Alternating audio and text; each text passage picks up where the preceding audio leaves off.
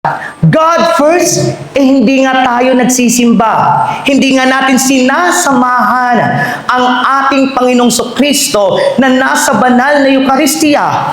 Hindi po ba ang banal na Eucharistia is the highest form of prayer? Baliwala ang araw-araw natin pagdarasal sa ating kwarto at pagtawag natin ng Panginoon, Panginoon, Panginoon, kung hindi naman tayo nagsisimba, kung hindi naman natin sinasamahan ang ating Panginoong Kristo na nasa banal na Eucharistia.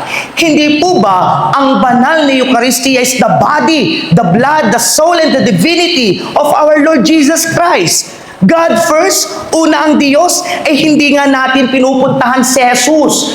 Hindi nga natin niyayakap si Jesus. Hindi nga natin pinapriority si Jesus. Hindi nga natin tinatanggap si Jesus. Hindi nga natin pinaniniwalaan na ang banal na Eucharistia is the real presence of our Lord Jesus Christ. Amen po ba? Amen. God first, una ang Diyos, hindi po ba ang banal na Eucharistia is the source and summit of our Christian life?